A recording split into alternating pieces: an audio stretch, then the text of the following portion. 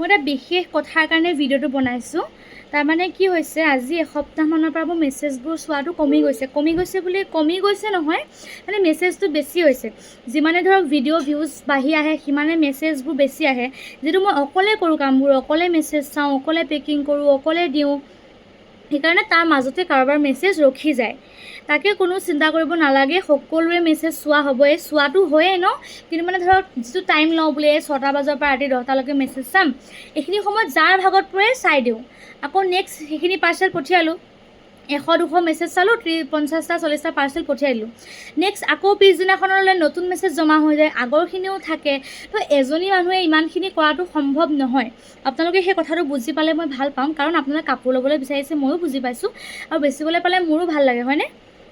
তাকে যদি কমেণ্টত বেয়াকৈ কৈ থাকে যে ৰেছপন্স নকৰে, কিবা কিবি ডাইৰেক্ট QR দিয়ে, কিবা কৰে, তেনেকুৱা ধৰণৰ কথা নক'ব। মই হিচাপ নকৰাকৈ কাৰো আগত কেতিয়াও মই QR নিদিওঁ, আৰু যোনে যোনে মেছেজ দি থৈছে মই সকলোৰে মেছেজবোৰ চাম।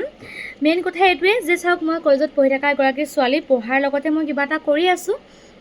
এনেকুৱাও নহয় যে মই কৰিবই লাগিব বাধ্য, আপোনালোকৰ মেছেজ চাবই লাগিব, আপোনালোকে দম দিব নাচালে, তেনেকুৱাতো কোনো কথা নাই ন।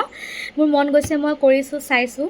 যিটো সময়ো খুব কম, ভিডিঅ'ৰ কামো থাকে, দোকানৰ কাম, লগতে মই কলেজৰ ইণ্টাৰ্ণশ্বিপ চলি আছে, সেয়া কাম, তাৰ মাজতে তেনেকৈ চলি আছে বিজনেছটো। গতিকে যোনে যোনে বেয়া পাই আছে, মেছেজ ৰিপ্লাই কৰা নাই, সকলোৱে মেছেজ ৰিপ্লাই কৰিম।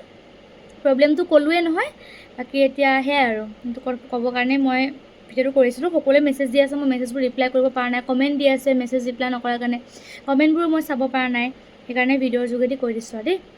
বাকী এতিয়া ভাত খাব। আৰু এটা কথা, ফোন নাম্বাৰটোত সকলোৱে ফোন কৰি থাকে। মই যেতিয়াৰ পৰা বিজনেছ কৰিছোঁ তেতিয়াৰ পৰা মই সেই ফোনটো মই ইনকামিং বন্ধ কৰি থৈছোঁ।